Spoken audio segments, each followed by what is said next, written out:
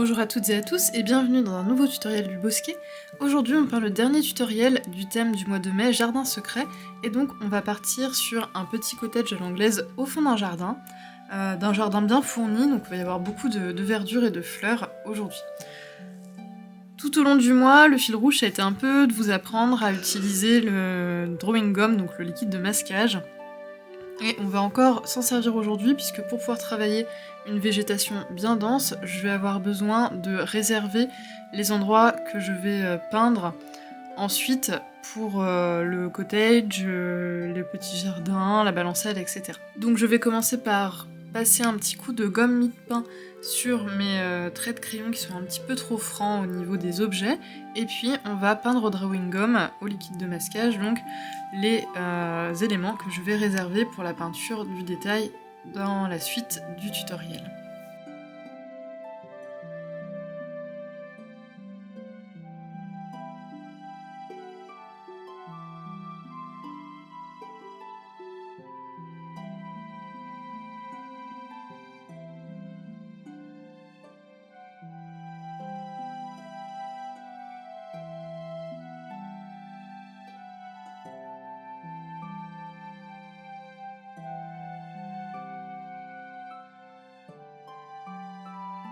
Donc là j'ai fait le petit salon de jardin et la balancelle.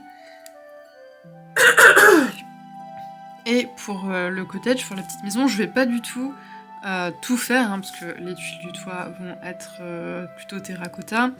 Je vais faire des choses en bois et je vais pouvoir faire le tour en fait de la maison tranquillement. Je vais la faire certainement sable. Mais je vais me réserver juste les endroits que je souhaite avoir bien blancs.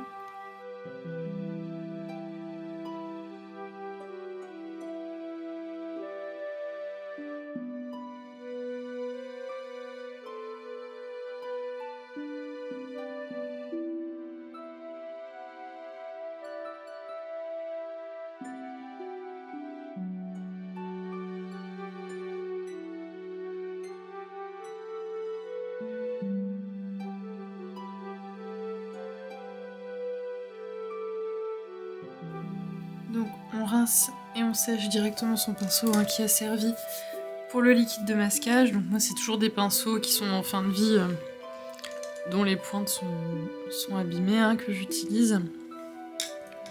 Ça me permet de leur donner une seconde vie quand je peux plus les utiliser à l'aquarelle.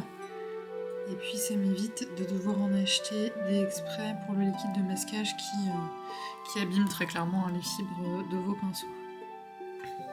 Donc on va bien laisser sécher le liquide de masquage avant de faire les premiers aplats. Donc pendant que ça sèche, je vais préparer tranquillement ma peinture. Donc je vais réhumidifier des verres.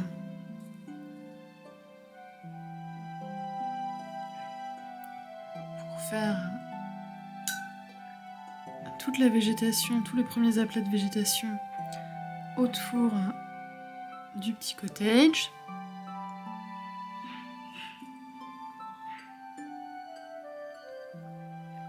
Je vais aussi réhumidifier des ocres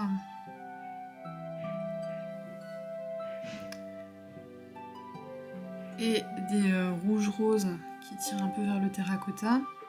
J'en profite pour me réhumidifier aussi quelques couleurs qui me serviront pour les fleurs.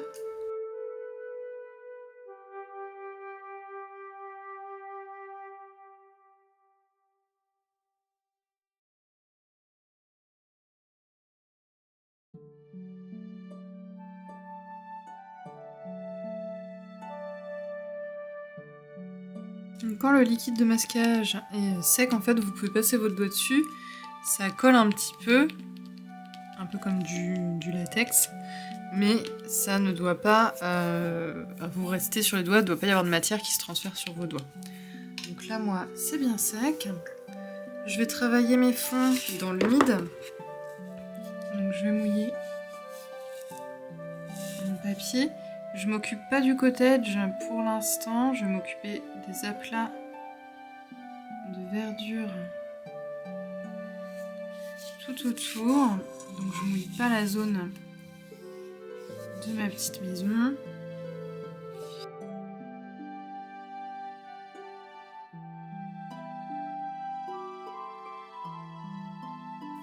Et donc je vais travailler en zone avec des verres différents. Donc je vais aller vers des verres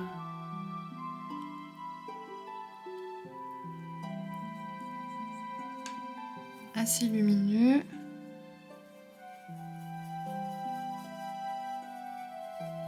Mais plus sombre au niveau des arbres qu'au niveau du sol.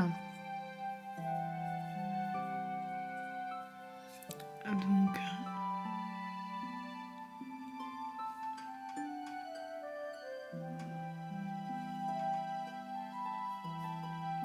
je vais faire des aplats assez diffus dans un premier temps.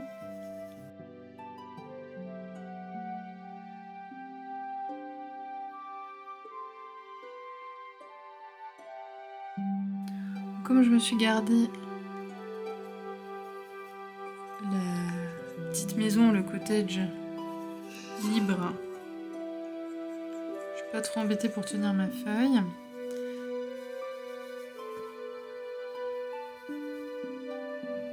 Vous pouvez aussi scotcher le tour de votre feuille et laisser un bord plus libre.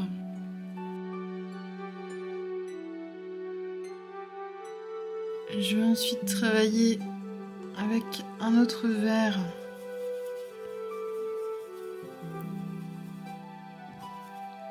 pour les buissons qui sont plus bas.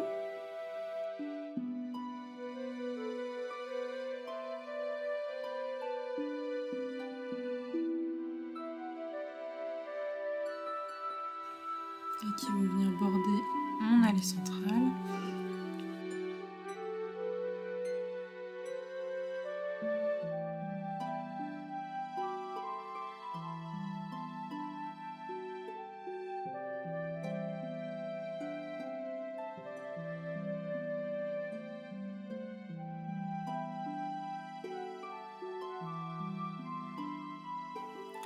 Pendant que ça commence à sécher un peu, je vais me faire le fond de ma bâtisse.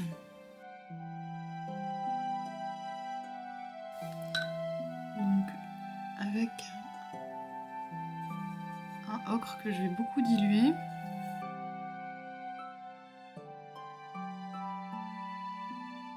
Donc l'idée là c'est de faire vraiment juste un premier fond, donc on épargne les fenêtres et la porte.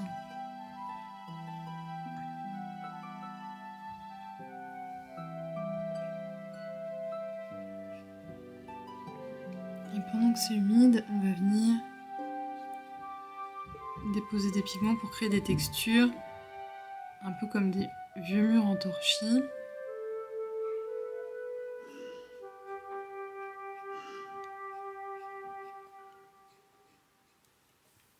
Donc je mets un rappel en haut à l'intérieur de chaque fenêtre. Et de la même façon, je vais venir travailler sur mes petits chemins entre mes buissons.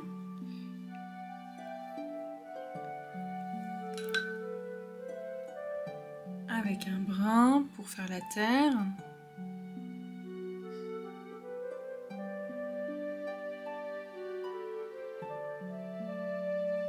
Je vais rester sur quelque chose d'assez désaturé comme couleur. Je vais aller vers un brun trop vif.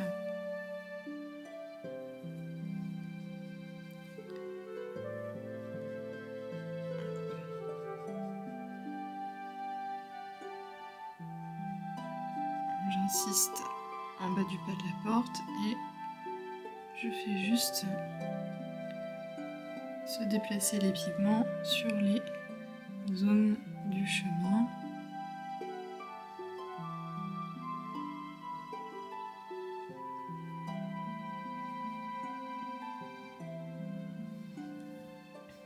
Je vais mettre des rappels de ce pigment là au niveau du jardin et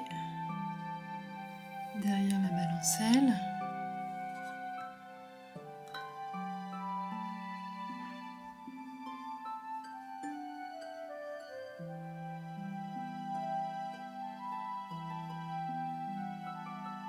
Et je vais m'en servir comme liant de cette couleur-là pour toutes les zones. Vous voyez où j'ai du blanc derrière les feuillages ont déjà commencé à sécher.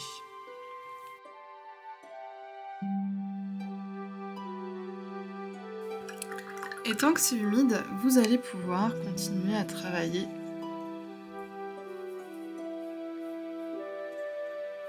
à nuancer en fait ces premiers aplats.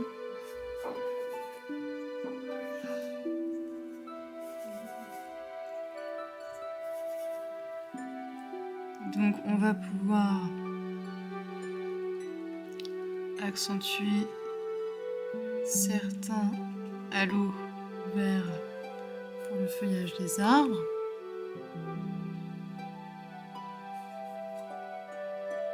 Notamment ceux qui sont en position basse et qui sont donc à l'ombre des feuilles du dessus.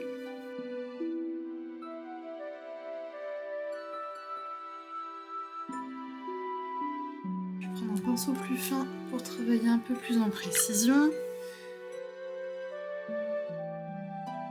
Je vais travailler aussi la texture de ma petite allée en terre en rajoutant des pigments au centre du chemin.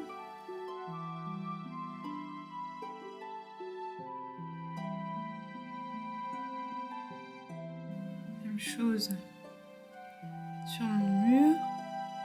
Donc je vais accentuer les ombres sous les fenêtres.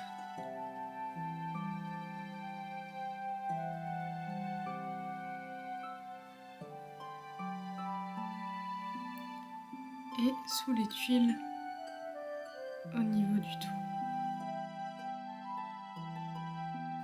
Alors, vous voyez tous les blancs où j'avais une démarcation entre l'arbre ici par exemple et la haie qui est derrière le petit jardin. Donc ça c'est du ciel, c'est du vide. Ça va être une bande plus claire, mais comme les couleurs fusionnent, on va avoir un halo entre le beige et le vert qui va se créer, et ça va permettre de faire une liaison entre les deux objets sans avoir un blanc qui contrasterait trop fortement. On a la même chose ici qui va apparaître entre les branchages ici aussi, au-dessus de la balancelle. Donc ça permet de montrer qu'il y a quand même des choses derrière, sans pour autant créer des contrastes trop forts. Donc là, on va laisser sécher nos premiers aplats de peinture, tranquillement, et on viendra ensuite retravailler les massifs, retravailler les feuillages, positionner les branches, etc.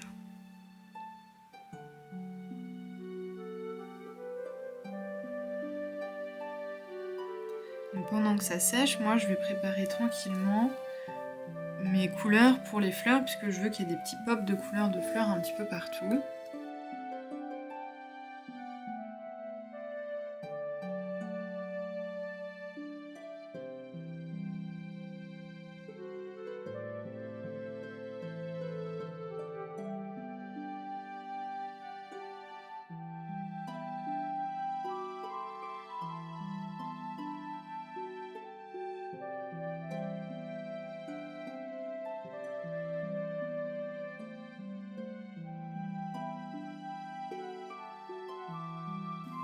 Et donc avec un pinceau assez fin, vous allez venir déposer, pendant que c'est encore légèrement humide, des petits pops de couleur, là où vous voulez voir pousser des fleurs.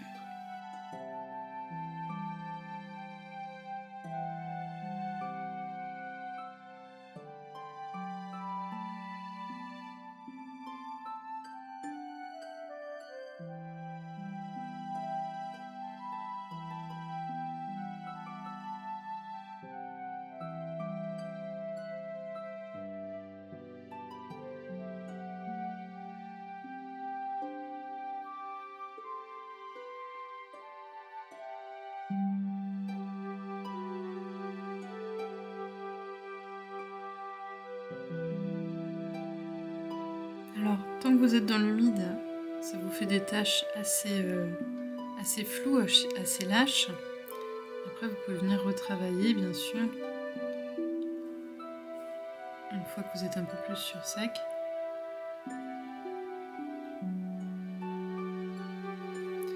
Des formes qui se rapprochent d'une rose, d'une tulipe, en fonction de ce que vous avez envie.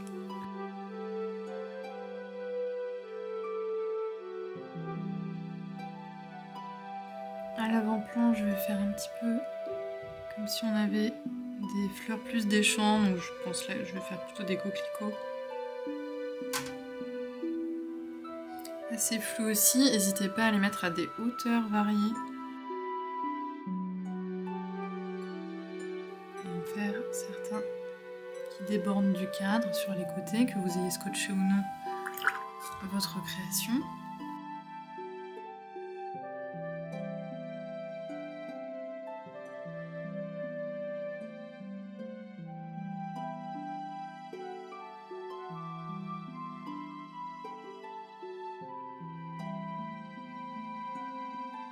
N'hésitez pas non plus à varier la taille des fleurs.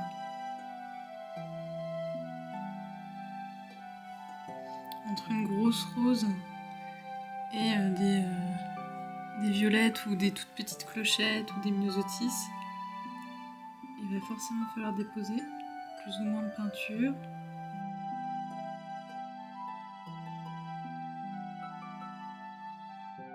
Et donc ça c'est pour les fleurs, mais vous pouvez aussi bien sûr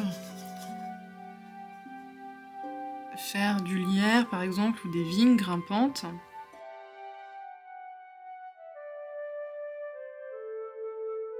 Qui viendraient couvrir la façade.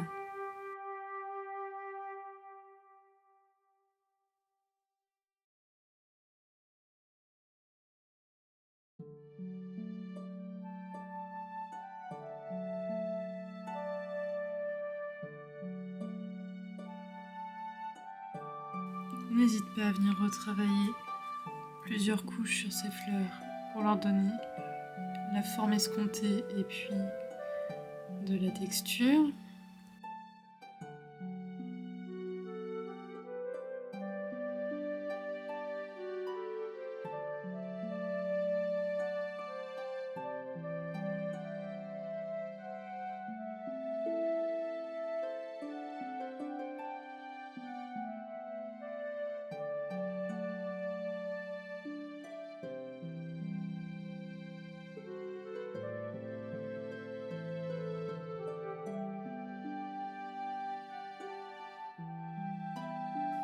Pendant que mes premiers aplats de fleurs sèchent, je vais tranquillement préparer un brin pour les branches des arbres. Donc pour le coup, on va aller vers quelque chose de plus foncé, ce qu'on avait fait pour le chemin.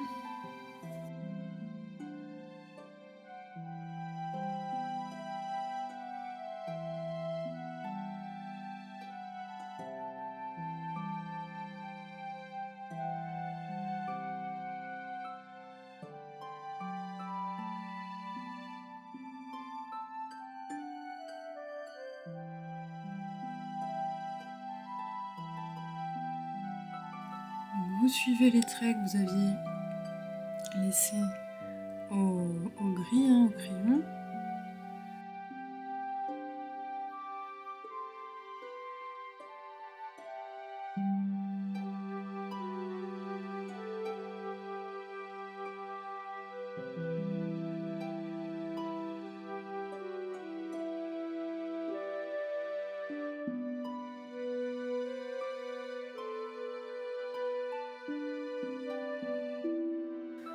Quelques troncs peuvent apparaître à l'arrière-plan.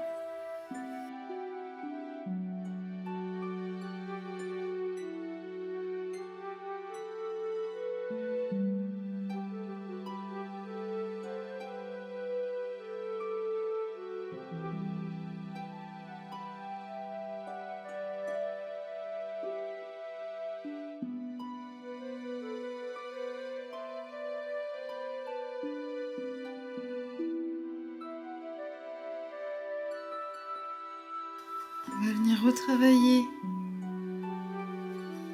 nos buissons qui ont bien commencé à sécher.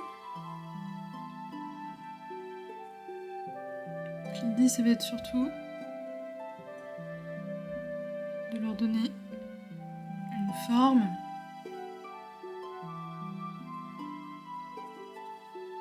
En texturant un petit peu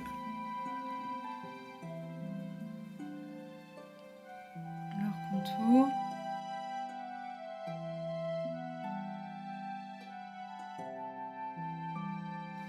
Donc moi j'aime bien faire comme des vagues.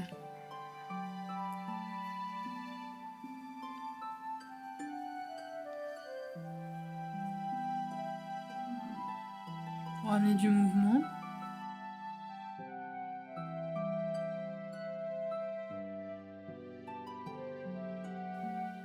Je vais foncer un peu ma couleur pour ceux qui sont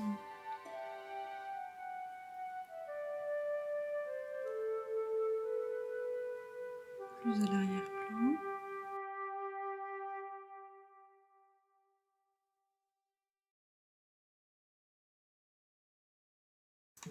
On va venir aussi retravailler les arbres.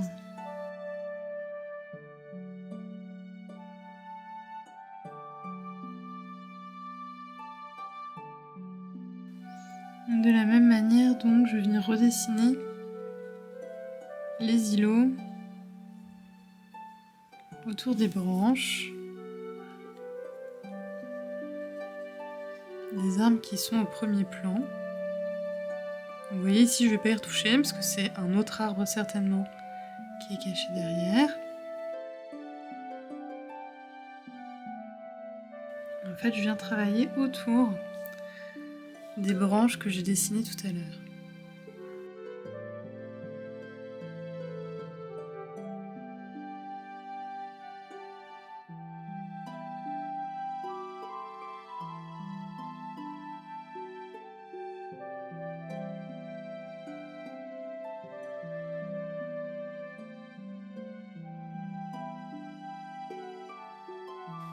Je vais venir travailler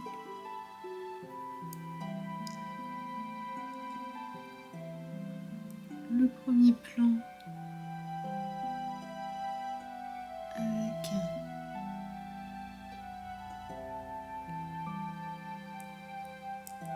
des tiges pour mes fleurs rouges.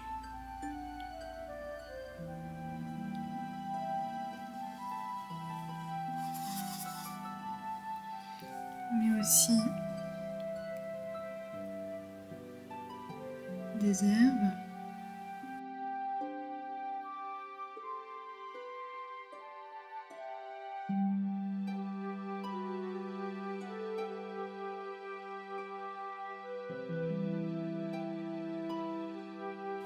Les herbes peuvent bien sûr passer devant et derrière les tiges de vos fleurs.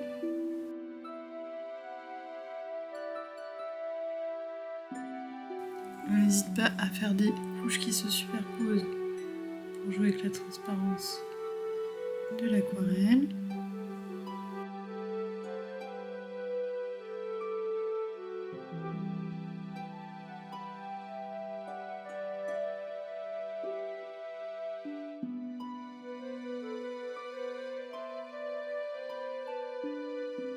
Et avec une couleur entre les herbes et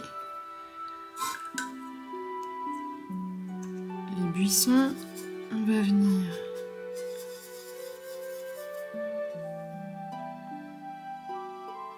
créer une petite texture de jonction dans la verticalité.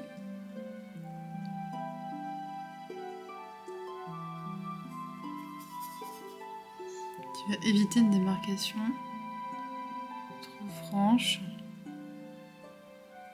permettre une continuité entre les différents plans. On n'hésite pas à déborder un peu dans le plan du dessus et du dessous pour créer ce fondu des textures.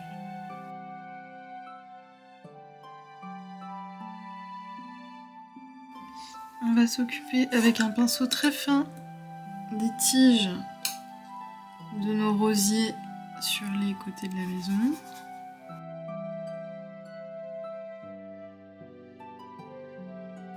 Donc l'idée, c'est de rattacher les fleurs vers un centre commun.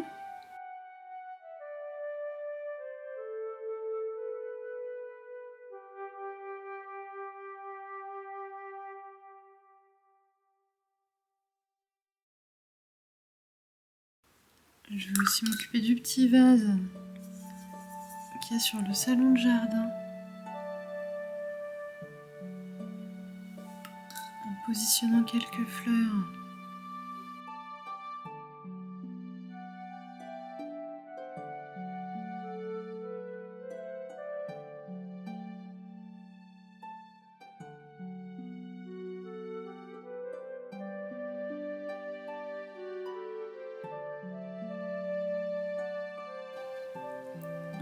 Un petit massif.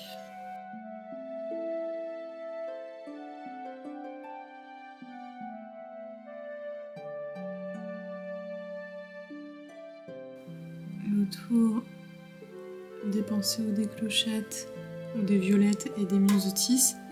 Pareil que ce que je viens de faire pour les jonquilles, on va venir rajouter de la verdure puisque les fleurs ont forcément des tiges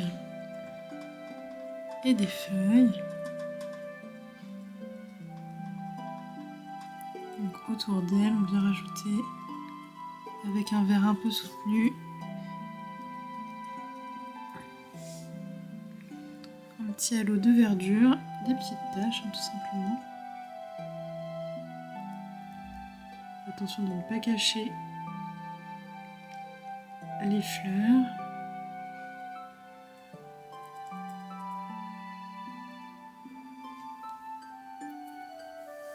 Et comme ça, on crée des petits massifs qui vont structurer le paysage, qui vont structurer la composition. Donc pareil pour les roses, on leur a fait leur tige, mais on va venir leur rajouter du feuillage, notamment au pied.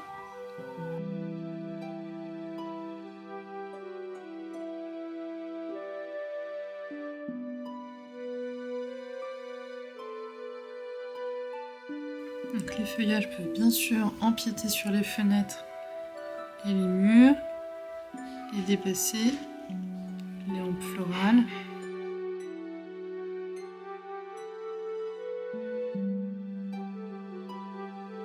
On peut aussi venir retravailler un peu de texture dans les lierres ou les vignes grimpants.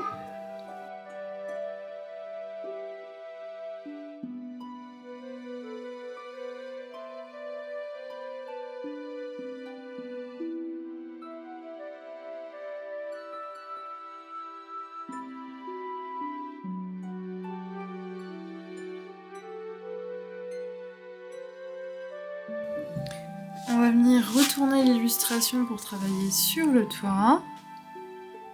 Et donc pour le toit, j'avais dit qu'on allait vers des petites tuiles rouges un peu terracotta.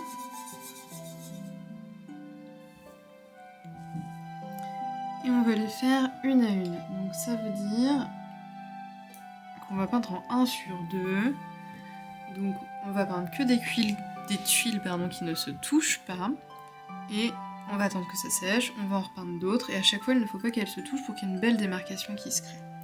Donc par exemple, si je commence par celle-ci en bas,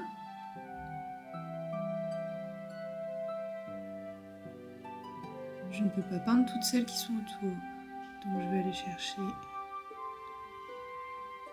la suivante un peu plus loin.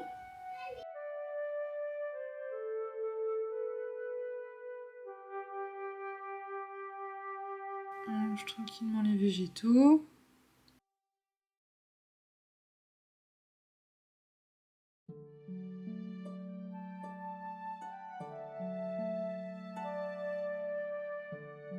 Si vous avez choisi des tuiles en terre ou en ardoise, n'hésitez pas à ne pas toujours recharger votre pinceau pour avoir des tuiles qui ne soient pas toutes exactement de la même couleur. Ça vous permettra d'avoir un joli effet de contraste et de texture à la fin.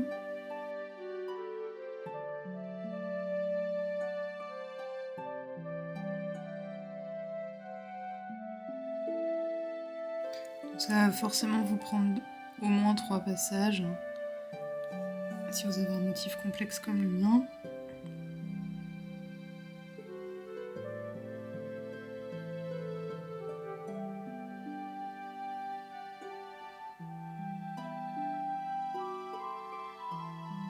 On prend bien le temps, on se presse pas surtout. Et pendant qu'on fait cette étape qui est un peu longue, ce qui est bien, c'est que tout le reste en dessous va bien sécher. Et quand on aura fini le toit, on va pouvoir avoir une vue d'ensemble pour voir s'il faut qu'on rajoute des végétaux, des fleurs à certains endroits ou pas.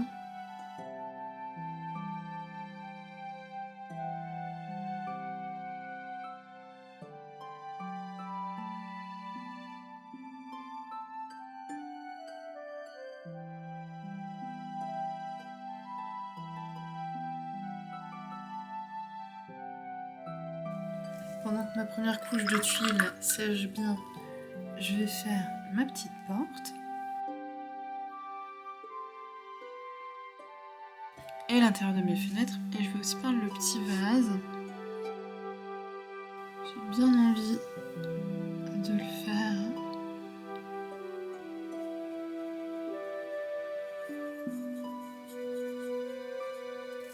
Un peu rouille.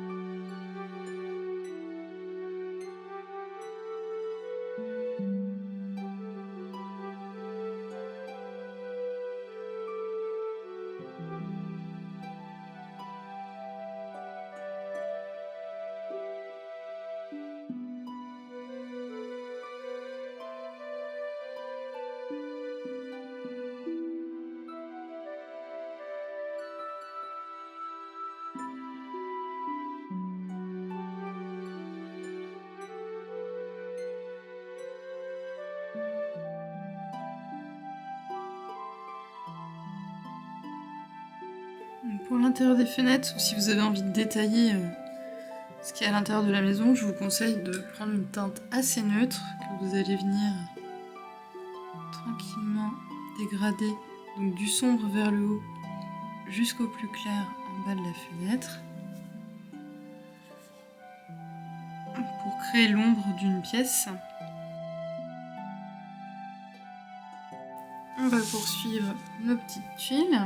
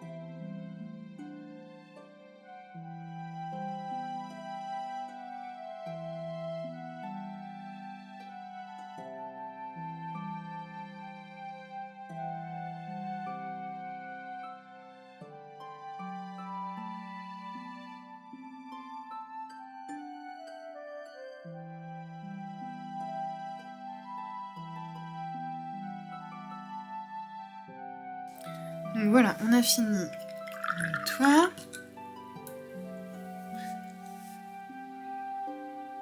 Et on va bien tout sécher pour pouvoir enlever le fluide de masquage.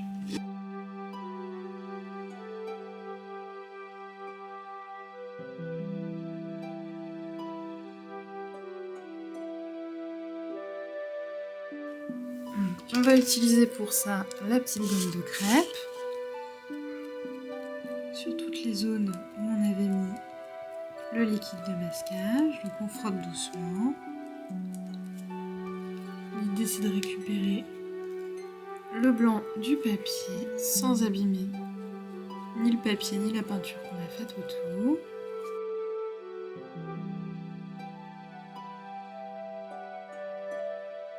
Alors, si je vous rapproche, vous voyez, hein, c'est beaucoup plus blanc, beaucoup plus lumineux que les autres endroits où j'ai pas encore enlevé le liquide de masquage. Et on aura deux options, soit laisser les zones blanches telles quelles, avec le blanc du papier qui permet de récupérer de la lumière et de faire ressortir les éléments par rapport à ce qu'on a peint autour. Soit vous pouvez, pour certains éléments, venir repeindre. Par exemple, je ne sais pas si la balancelle toute blanche comme ça, elle ne vous plaît pas, vous pouvez très bien faire quelques lattes. Moi, je pense que c'est ce que je vais faire. Je vais faire quelques lattes de bois.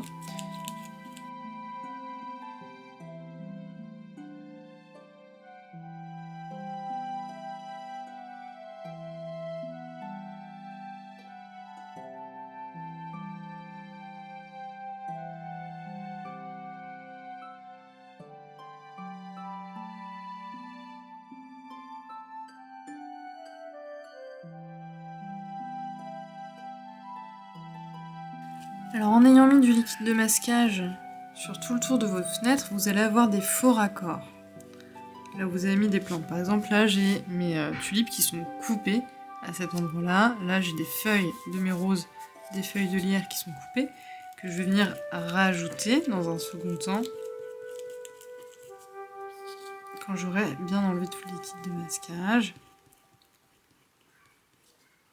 Pour éviter les faux raccords. Donc je reprends les mêmes couleurs que ce que j'ai utilisé pour peindre tout à l'heure et je vais venir relier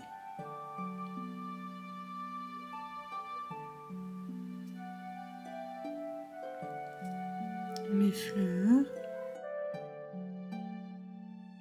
ou mes feuillages.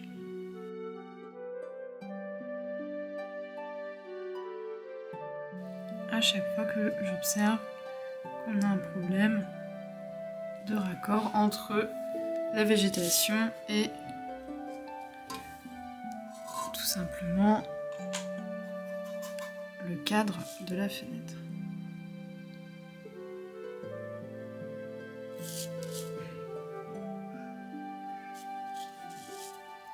Ça peut aussi être l'occasion de rajouter un peu de verdure si vous trouvez que c'est un peu trop léger. Pareil sur les tuiles, on n'hésite pas.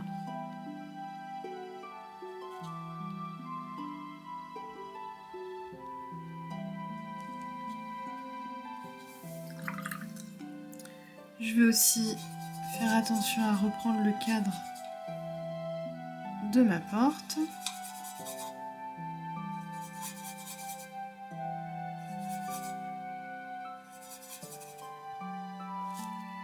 Notamment autour de l'imposte, donc de cette petite fenêtre qu'il y a au centre de la porte, pour la faire ressortir. Et je vais en profiter pour la strier dans la longueur, puisqu'elle est en bois et qu'il y a donc des lattes de bois. Je vais faire ressortir aussi le trou pour le mettre.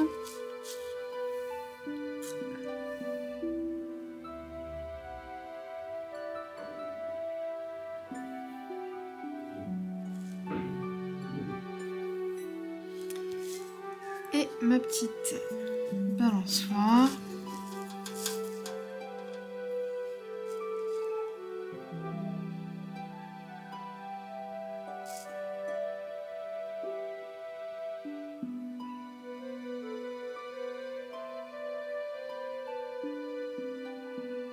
je fais attention à respecter les blancs qui sont liés aux accroches.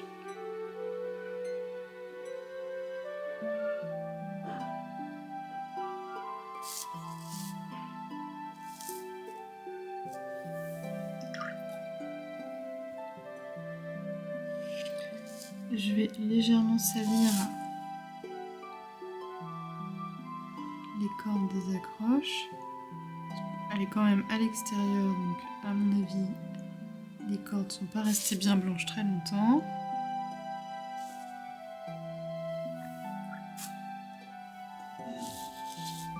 Je peux aussi donner un peu de relief et de texture en grisant légèrement avec un pinceau assez sec mon mobilier de jardin.